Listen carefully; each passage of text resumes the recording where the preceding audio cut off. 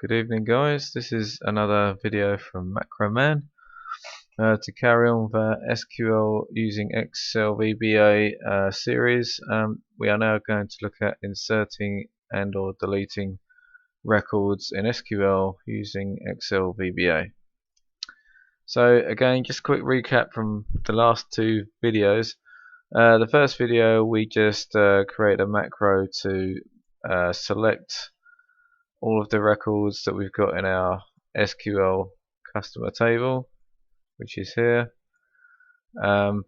So we create a macro for that, which just lists all of the customers. There we go, that works. And the second video we looked at updating the customer data.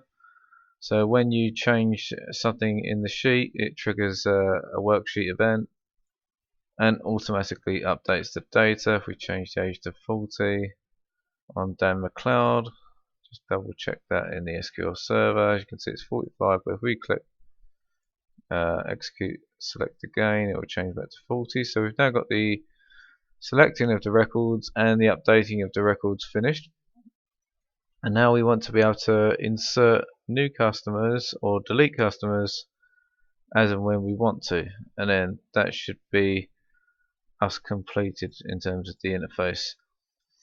So how do we insert a new customer? Well, to do that in SQL Server, to insert a new customer, we do insert into dbo.customers,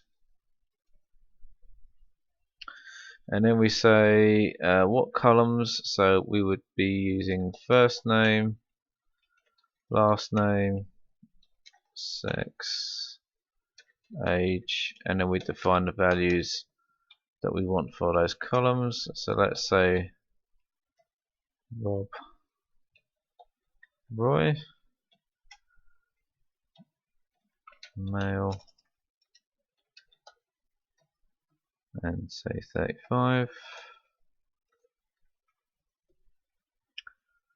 You'll notice I don't include ID. It's because the ID is an auto-generated unique ID, which we'll cover on another video. So if I just execute that line, you can see one row affected, and now we've got our new customer Rob Roy inserted at the bottom of the table. As you can see, he's been automatically assigned a new customer unique ID. And there we go. So that's how you insert a customer. I'm just going to delete that for now, so we can show you how to do that on the Excel. So if I say delete from DVO customers where the ID equals 9, that will remove that last record we've just added from the SQL table. So that seems to have worked. Just check. There we go. Rob Roy has now disappeared. So given what we've just been shown on the SQL, let's try and do that in the Excel. So what we need to do is we need to be able to enter some values for a new customer in the Excel sheet, trigger an event which then says, okay, take the information that we've just inserted and insert it into the SQL server. So what I've done is, again, with the sheet customers change event, we've basically said, if we come down here, I've already written this in for you. We are saying that if the target row that we're on is the same as the last row plus one, so i.e. the next available row, and the target column is less than or equal to the maximum range of the columns, then, and if the target column is greater than 1. So basically, as I said before when I was doing the SQL demonstration, we don't enter the ID ourselves because that's automatically assigned. So only in the first available blank row and only in these columns will we be able to enter any data. So if that is the case and those conditions are met, then it will, again, like with the update video, it will populate the first name, last name, sex and age variable. based on the information we've got in the sheet customers. Actually, looking at this, I can't actually use target. Oh no, ignore me. That is fine. So once it's done all that, again, it will check to see if there's any nulls and assign those accordingly. Open a new connection to the SQL server, and here is our insert into SQL string, as we saw in the SQL demonstration. It'll open a connection, execute the SQL statement, close and set as nothing, and then refresh the table, so we should see an instant update. So let's just step through. What we'll do is we'll pause it here, or put a stop mark there, and then we'll see if this works. So, okay, as we said, if I start typing Rob for Rob Roy,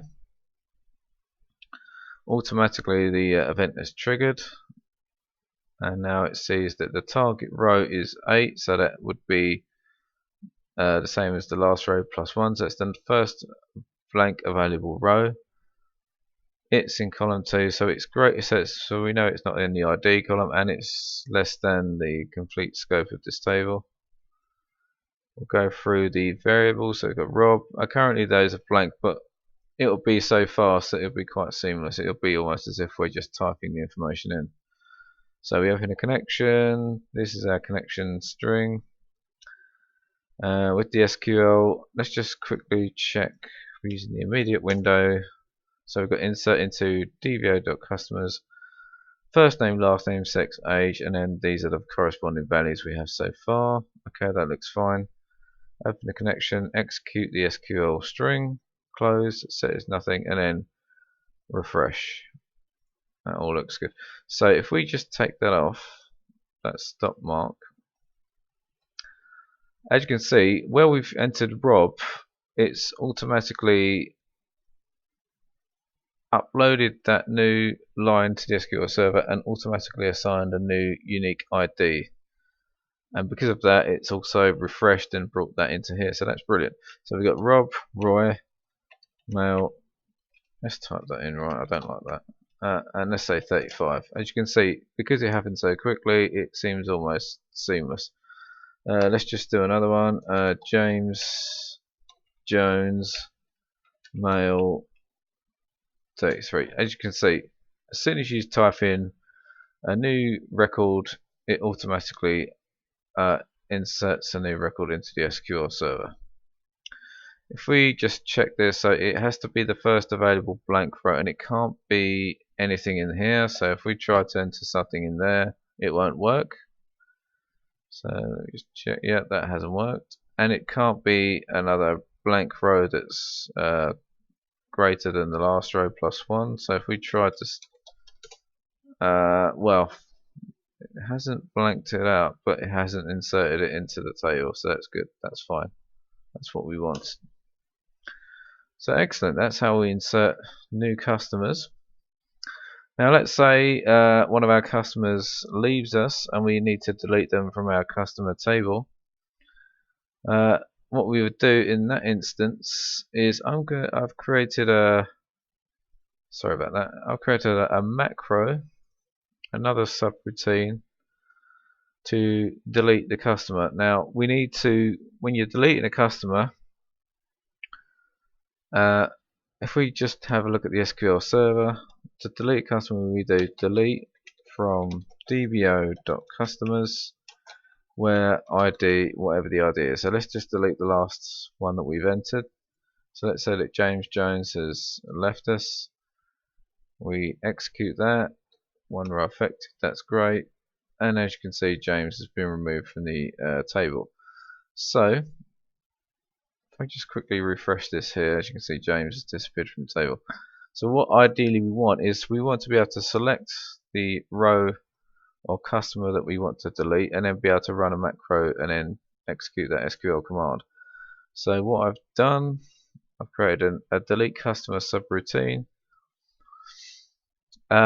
Again, we define the parameters of the table using last row and last column. We set our connection to the SQL database, and then we use something called active cell. So if the active cell row is less than or equal to the last row, and the active cell column is less than or equal to the last column, i.e. within the scope of this table, then the ID that we want to delete will be the active cell row and in column 1.